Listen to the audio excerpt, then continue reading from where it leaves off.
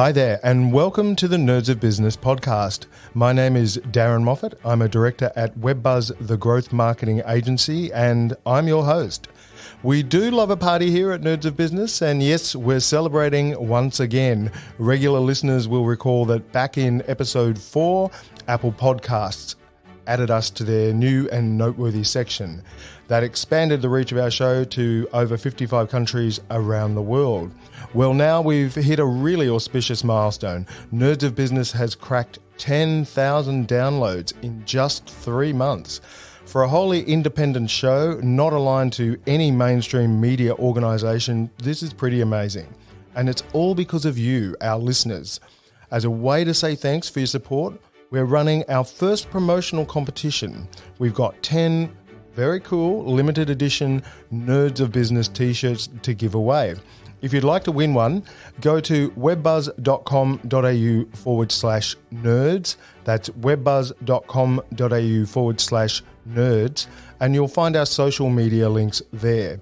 Click through to any of our social accounts, find the post with your favourite episode, and share that out to your network with a few words on how that episode helped you crack the code to growth in your own venture. Don't forget to tag us so we can see your share, and if you're one of the first 10, I'll then message you directly to organise delivery of your prize. And when you go to our socials, you're in for a bit of a treat. We've posted photos of some of our nerds from season 1 modelling the t-shirt design that you could win. So if you want to put a face to the voices of the guests you've been hearing so far, check out the socials at webbuzz.com.au/nerds. We start today's episode with a quick game of word association. What brand do you think of when you hear these 3 words? Freedom, motorcycle, rebel. Here's another clue. If you're of a certain age and you've already experienced the joys of midlife crisis, you might have bought one of their products. Yes, I'm talking about the legendary Harley Davidson motorcycle company. They're renowned for having some of the most loyal customers in the world. But in our opening story, we take a detour into the back roads of their history that might surprise you.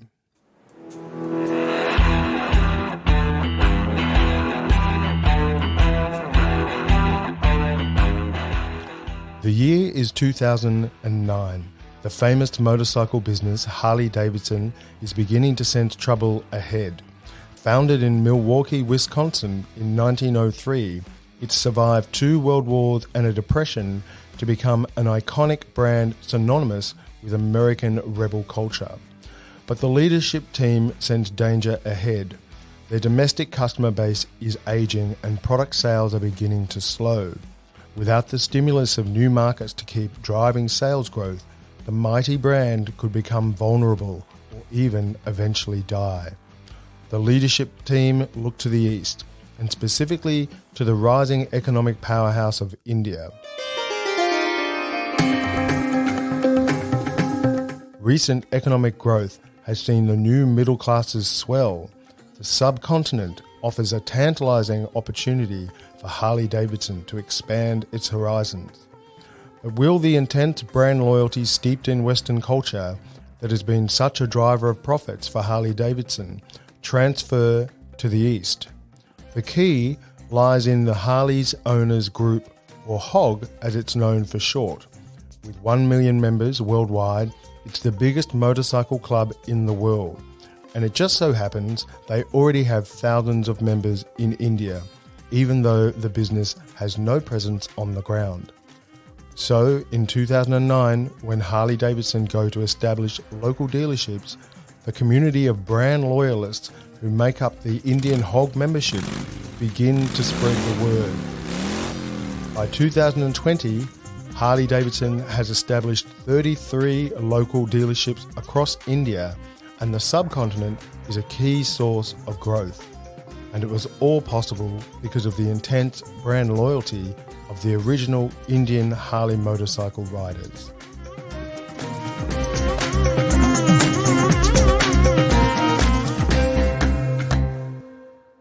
Harley Davidson is actually a rich case study in all aspects of brand marketing. The fact that you were probably able to identify them through word association goes to their powerful brand positioning, for instance. And when it comes to brand loyalty at Harley Davidson, although there are dozens of angles we could talk about, I think the most fascinating of all is its sense of tribalism. In fact, the Harley Davidson community has been described by some branding experts as a benign cult. This is defined as any group of people who are intensely devoted to a person, place, or thing, but where the relationship between the follower and the cult is harmless or even positive. Benign cults are never destructive. They don't harm their followers physically or mentally. They're inclusive. They welcome anyone who wants to belong, and there's no price of admission other than simply being enthusiastic about the brand. Apple devotees are another classic example of a benign cult. Is there any other way to explain the adoring crowds who line up for hours just to be the first in their peer group to purchase the latest smartphone, for instance? The important thing about benign cults is that they help fill the emotional needs of their followers in a positive way. They derive a clear, easily identifiable benefit from membership to the benign cult. But it's the payoff to the brand itself that's big business. It generates an intense brand loyalty that keeps margins high and sales flowing. Now, you might not aspire to be a cult leader or even the next Steve Jobs, but regardless of the size of your business or the industry in which you operate, some degree of brand loyalty is crucial if you want to succeed.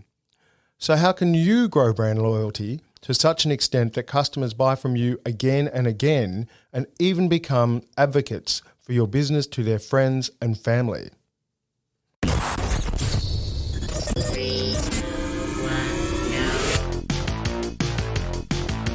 I love data. I love kind of looking through the data. You need to have systems, you need to have structure. You're going to get chopped to pieces. Enthusiasm is unstoppable. We kind of hit a point where we were like, we need another leader. Surround yourself with people who are smarter than you and richer than you. This is Nerds of Business. So the problem we're trying to solve, and the title of today's episode is Brand Loyalty: How to Turn Customers into Raving Fans Who Grow the Business for You. We've lined up some great guests for today's show, including an international food brand, a small business owner, and a tech platform that has achieved a $1 billion valuation. We'll hear from our panel of nerds in a minute. But first, here's a quick reminder that if you're enjoying Nerds of Business, to please hit the subscribe button on your podcast player. It means you'll automatically receive each new episode every fortnight, and it makes it easier for us to stay in touch. When it comes to the definition of brand loyalty, it's a pretty well understood concept that needs little further explanation here. However, from a technical perspective, there are actually a series of steps that need to take place in the mind of the customer before they can become loyal to any brand. Rachel Bevans is from the Healthy Brand Company. She's one of our 2 branding experts for this series. She's worked for some of the biggest brands in the world and consults to small and medium-sized businesses too. I asked her how big businesses use psychology to establish brand loyalty and how it works from a technical perspective. Brand loyalty is incredibly valuable, but I think you've got to think about what you mean as a business by brand loyalty. And I think that's the first thing to think about.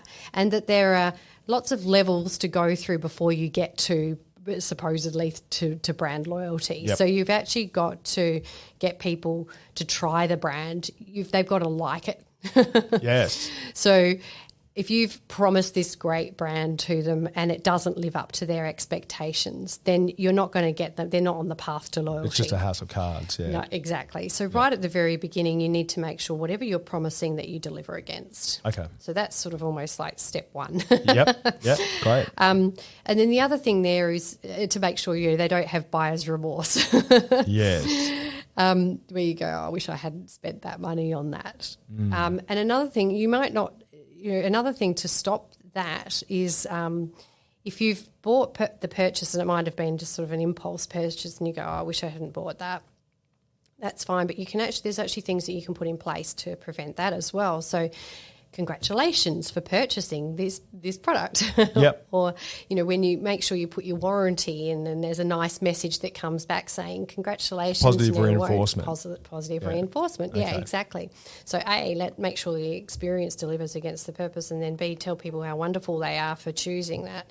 And that might even be, they might see another TV ad or something which actually says that, or it might be an email that says thanks for coming on board, we're going to treat you really well and all this sort of stuff. So there's a number, I think that all those sorts of elements come in, and that's the start. That's really the start of the conversation. And so customer delight, I Yes. think, is part of this, right? Yeah. And here's a little story.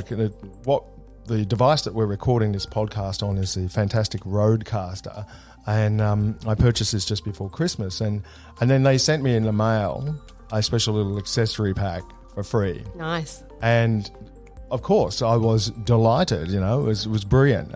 So these guys are doing a great job at building that brand loyalty through customer delight, that positive reinforcement that you're talking about. And of course, now I'm vocalizing this, on a podcast. And I guess that leads me to the next question. How important is brand loyalty to stimulate brand advocacy? They are connected, but they're not the only. I guess they're not cause. It's not cause and effect per se. Mm-hmm. So if you've got your steps towards brand loyalty, so that's sort of, we've already talked about surprise and delighting your customer when they first come on board, and then continuing to do that over time, and that really is what's building the brand loyalty, getting them to purchase and repurchase and purchase more and trade up and so forth, and get all those phases towards brand loyalty. At any point in that time, they can start talking about you. Yeah. And it might even be before they purchased you. Yep. So, and that's brand advocacy, is someone who absolutely loves the brand and is shouting about it. Yeah. And so, and that might be via social media. It might be someone who often talks about your brand over barbecues or in social environments or whatever it is.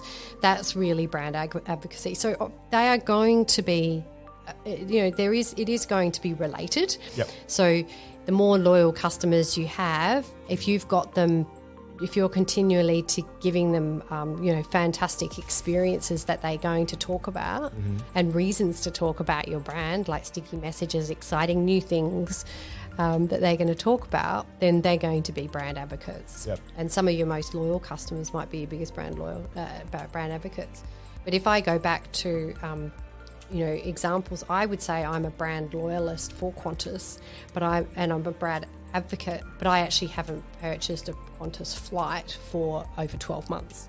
Oh. So, okay. So you might, I would often say, they're a great brand. I would recommend them. So that's my advocacy piece. Yep. I would always choose them first as a brand, but I'm not necessarily purchasing them at the moment because I'm not travelling so much. Yep. Or the opportunities to travel have been with other people, in which case it's another provider. Sure. So, you've got these different aspects to take into account. Yep. The other thing with brand loyalty is, and I'll use the Qantas example again, which is they've got a great frequent flyer database of all of these supposedly very loyal customers. A lot of them aren't talking about the brand, so they haven't necessarily become brand advocates. Yep.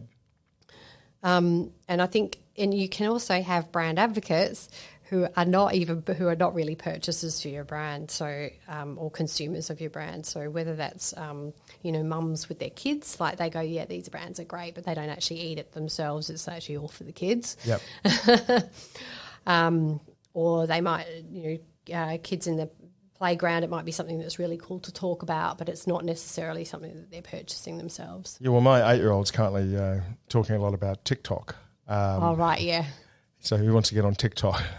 So it's a brand advocate. You're a brand advocate.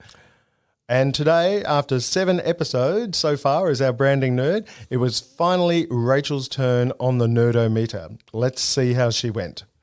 Okay, Rachel. So you're obviously the branding nerd, the branding specialist. We're now going to introduce you to a segment here at Nerds of Business called the Nerdometer. So when it comes to branding, and sort of being a nerd about branding, like out of 10, what score would you give yourself? 7. A solid 7. Okay, that's great. Oh, that's pretty nerdy. Yeah. Well, look, certainly in the chat today, it's been a lot of technical nerdy stuff. So that's very strong. Fast-moving consumables, such as the food brands you find in supermarkets, are perhaps the all-time masters of fostering brand loyalty. Their goal is to get you to purchase the same item every time you go grocery shopping, ideally without even thinking about it. They know that brand loyalty drives repeat sales, which at scale provides the volume required for profitable retail products. Pick's peanut butter is one of the most beloved food brands in the world. Pick Pico founded this business about 13 years ago, and it now turns over about $30 million per year. I spoke to Pick and asked him, how does he generate brand loyalty for his product? Well, people try it, and they like it. Mm-hmm. And, we endeavour to be a company that people are going to be happy to give their money to. Yep. And I think, and people take that to heart and they talk about it, Yep. And we want to be something that people talk about and I've got my name on the jar. So I love meeting people and I love saying, hey, I'll make your peanut butter, Mm-hmm. Yep. And that's who I am, and it gives me this, incredible, opportunity to meet people and stuff. And well, I think. Sorry, I was just going to say that something that really struck me in the research for this chat is that the humility of the company and yourself is really stands out. There's a lot of humility coming off the company and watching the videos and how you interact, and the fact that you're so gracious and you're thanking customers, like that's obviously real, and that is unusual. That stands out. How often do you see a founder of a company saying thank you to their customers so often and so with such authenticity? And I think the other thing that's really popping out that might explain or have be a contributing factor to your success is the storytelling. So people can talk about your brand because there's lots of stuff around it to talk about. It's not just, it's not just a jar of peanut butter. It's a whole bunch of other stories and things attached to it. Yeah. So it is fun, and you realise that you can build a story about stuff. I mean, we did a big toaster tour. We went from North Cape to Bluff on the big toaster, which is a big airstream thing with toast sticking out the top, and towed it around with an old Holden Ute. And as I was travelling, I thought, God, we're not meeting a lot of people. There weren't great hordes waiting at all the supermarkets and stuff when we turned up and started doing peanut butter on toast. Yep. But I thought it doesn't really matter too much because we can tell the story about it later. Yep. And there are a few people in the country.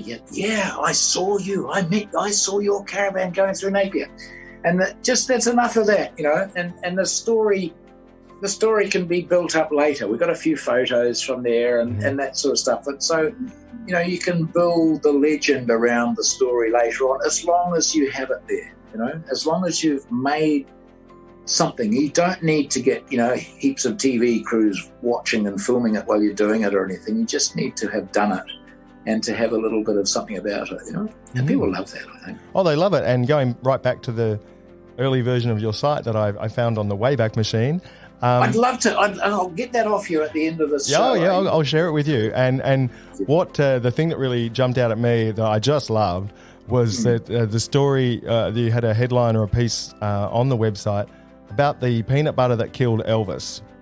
Do you remember that?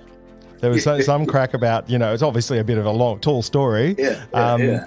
But that was on an early version of your site, and it's very similar to the other content that you still have on the current version of the site.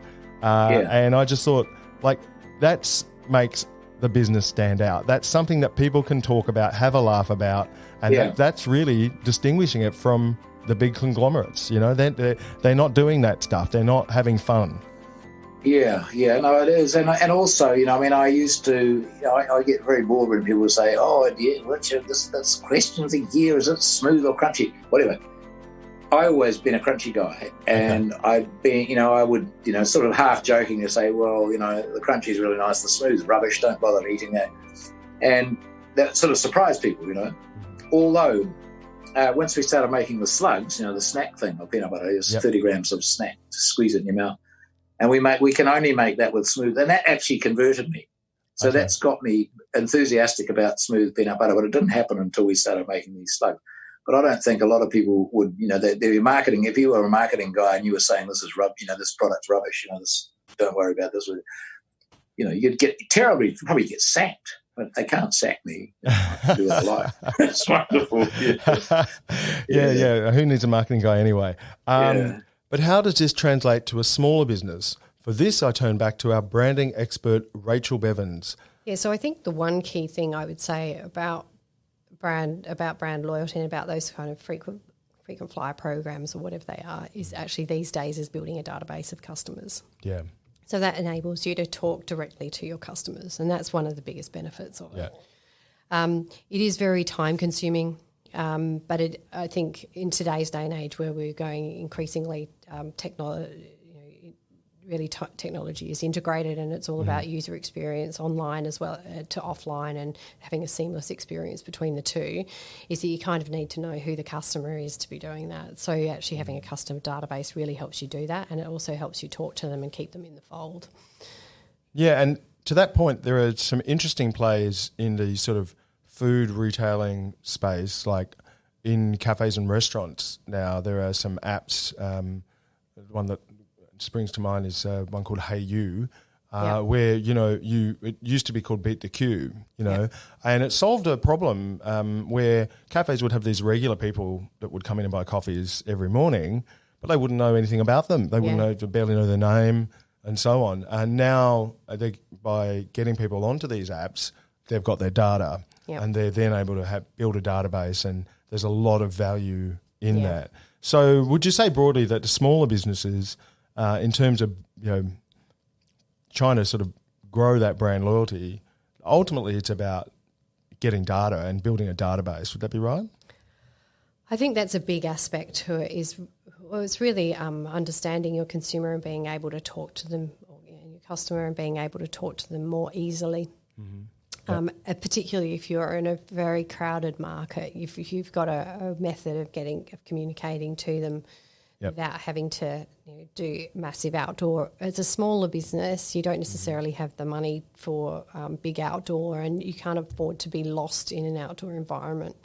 So it might be that, so generally by having that database, by building a database of people that you can talk to regularly, send them stuff, get them involved, continually communicate to them what it is that you're about, what you stand for, and really, I guess, have a place for the brand in their lives, whatever that might be.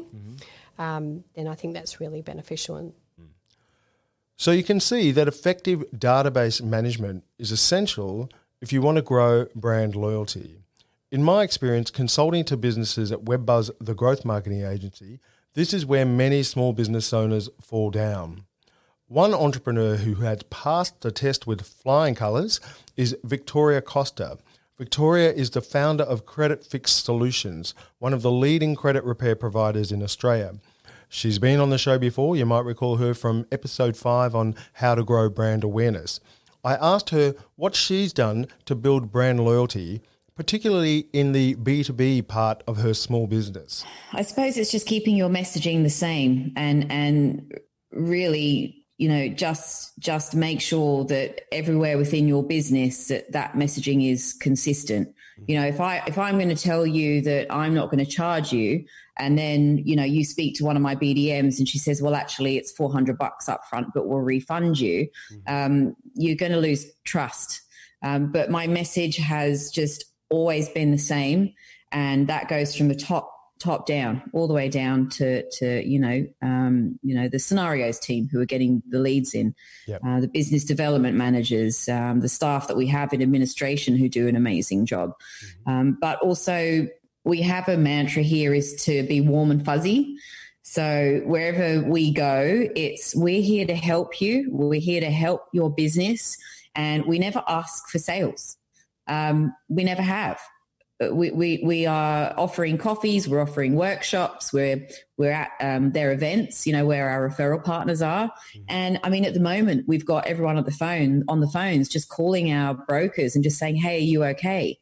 How is everything? Are you all right? Given 2020 and what it's panned out to be like so far.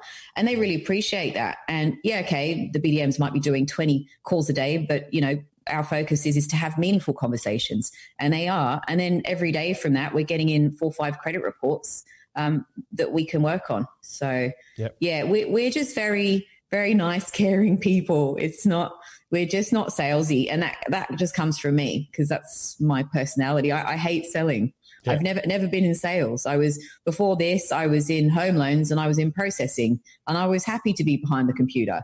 Before that I did some bar work, but I was behind the bar, right? So, I personally like being in front of the bar.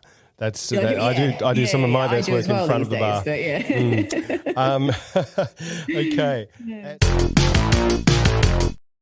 Anyone who's launched a tech startup or worked in e-commerce will know that brand loyalty works a little differently in the online space.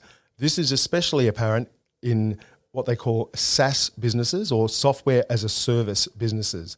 I spoke to Dr. Rob Newman, the CEO of online mapping platform Nearmap. Nearmap is listed on the ASX 200 and has achieved a $1 billion valuation as a provider of mapping services to SMEs. Rob's also been on the show before, and listen to what he's got to say about how a tech company goes about growing brand loyalty. Now, your model is a SaaS model. The value proposition is very compelling, and because it's a subscription model, if the subscriber is deriving sufficient value, they're just going to stick on that subscription. So in a sense, it's a little easier in many cases for SaaS models to foster brand loyalty. But what specific measures have you done to promote that and try and, really make those customers sticky, maybe upsell and cross-sell them into other products and so on? Yeah, I think you've kind of touched on one of the two sides of this. So one of them is providing value that goes deeper into the customer's workflow. So, as you can tell, if you provide a kind of a 2D aerial image, they can look at it, but if somebody provided the same service, is it easy to swap from our service to another service, right? Yeah. So providing extra value content through our 3D content, through our semi-automatic generation of roof geometry, through our artificially derived AI attributes, through our Nearmap on open solar solutions, so providing a specific solution for a specific industry, getting deeper into the customer's workflow and providing more and more value just means it's harder and harder for them to say, hey, you know what, I'm going to move to something else, right? Yeah. So continuing that product journey towards deeper integration into a customer's workflow now that's a B2B story, of course, right? The second piece is customer experience, right? So even if there is an equivalent offering, understanding customer NPS, why there are detractors, where the difference in detractors are, if there are detractors. We have a very high customer NPS, and our users absolutely love our product because they basically can... That's nerdy. I'll just cut in with the nerdy factor there again. You're really nerding out here, Rob. We love it here at Nerds of Business. That's what it's all about. So... unpack that term, the customer NPS that you just explained. Yeah, customer NPS, so Net Promoter Score. Yes. Most people would have seen it, which is, if you're filling in any survey, give me a score on 0 to 10 as to how likely you are to refer me to somebody else, right? And basically, NPS is scored. If you get a 9, if the user gives you a 9 or a 10, you get a +1. If you get I think it's a 6, 7, 8, you get a 0. And if it's lower than that, you basically get a -1. So all of those detractors, the people that give you kind of 6 or less, kind of pull your score down below 0. All those people that are positive pull your score up. So if you have a 0, it means you've got many promoters of your service as detractors. Yep. If you have a score of 50 or above, you're a fantastic business, right? Yeah. So we focus on that. And that gives us then an indication of, okay, how do our customers feel about us? And we have a great NPS. What is it at the moment? We don't actually probably talk about it, but it's way up there with the best SaaS companies globally, right? Wow, okay. And we've put in place a dedicated customer experience team who make sure that that we are doing right by our customers. And where there are issues, we go back to, okay, why is there an issue here? Is there something systemic in how we treat our customers? Is there something systemic in how we deliver our product to our customers, so we can then, again, address those issues? So, look, as the business grows and we have over 10,000 customers globally, well over 100,000 users on a monthly basis, you can't go, as we talked about before, see the colour of the eyes of every one of your users and customers. Yep. So you need tools like Net Promoter Score to give you that insight, and then use the language from the open text commentary to kind of say, you know what, we probably need to improve the ease of integration into this particular tool, or we probably need to provide an extra tool here to make it easier, or make our tools easier to access, or something like that. Mm. Those are the things. So yeah, that's the second part of it. So the problem we set out to solve in this episode was brand loyalty, how to turn customers into raving fans who grow the business for you. Our branding expert Rachel from the Healthy Brand Company has revealed how brand loyalty works from a technical perspective and why it's so important for every business. And we've also heard some real life stories from our entrepreneur guests, Pico at Pic's Peanut Butter and Victoria Costa from Credit Fix Solutions, as well as Dr. Rob Newman from Nearmap. I hope their wisdom and insights have given you ideas to crack the code to growth in your own business. For me, however, there are several important takeaways from this episode. Firstly, you need to step your customers through all the necessary prerequisites before they can become loyal to your brand. As we heard from Rachel, they first need to be aware of your brand, they need to try it and engage with it, and they actually need to like it. You then need to make it easy for them to keep buying from you. So you actually have to do a lot of the basics we've covered in previous episodes of this series before you can hope to inspire any brand loyalty in your customers. Secondly, developing a relationship with your customers is important. For a retail product like Pic's Peanut Butter, this might be through social media or advertising campaigns. But for a service business, it might be something as simple as a schedule of regular client phone calls. Creating an experience of customer delight should be high on your priority list. Finally, effective database management is essential for brand loyalty. As I mentioned earlier in the episode, this is where smaller businesses often fall down. If you don't build and maintain a contact database of your past, present, and future customers, it's much harder to communicate any loyalty scheme or promotional offers to them. So be sure to invest in a CRM and email marketing. As we heard in the Harley Davidson story at the top of the episode, brand loyalty is so powerful it can even help brands break into a new market with a completely different culture. But it's clear that brand loyalty is earned and not given. It demands a commitment to deliver on your value proposition consistently over time. You might think that sounds like a lot of effort, but remember, it's always easier and cheaper to sell more products to an existing customer than to acquire a new one, not to mention the higher margins that good brands command for their products. And if you're still not sold, consider this: your existing customers are your best potential source of free advertising. Brand advocacy is perhaps the ultimate payoff for developing a loyal customer base. So if you want to turn your customers into raving fans who help you grow the business by spreading word of mouth, give them the tools they need to tell your story. And that all starts with a feeling of affinity and loyalty to your brand. We're coming to the end, but before we go, it's time for our regular segment, Nerd Under Pressure, where a guest has to share one killer hack or tip they recommend for you, our listeners. Let's find out who is our nerd under pressure today. Okay, Pic, we now come to a special segment of ours called Nerd Under Pressure.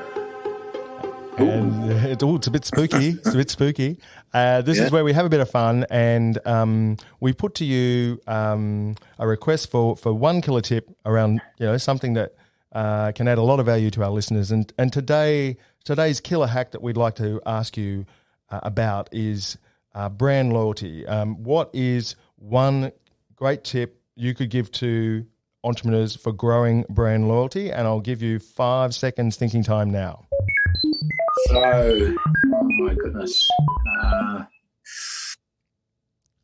Okay? Yeah, you're on. Enthusiasm is unstoppable. You know, if you're enthusiastic about your product, you'll make other people enthusiastic about. People want to be part of anything if you're showing enthusiasm, people want to be a part of it, no matter what it is. And so if you're not enthusiastic about what you're doing, go and do something else. So thanks for listening to the 7th episode of Nerds of Business. If you've enjoyed it, please leave a review on Apple, Spotify, Google, or wherever you listen to your podcasts. It helps us climb up the ranks and become more visible to other people just like you. Remember, we want to help as many entrepreneurs and business owners as possible. If you've got a question or some feedback, we'd love to hear from you. You can engage with us at webbuzz.com.au/nerds. That's webbuzz.com.au/nerds. So feel free to reach out and say hello, and don't forget to enter our competition this week. I want to thank all of our guests and the team at WebBuzz for helping me put this show together. We'll be back in 2 weeks with our next episode, which is a big one. It's the B2B branding special. Until then, I'm your host, Darren Moffat, and I look forward to nerding out with you next time. Bye for now.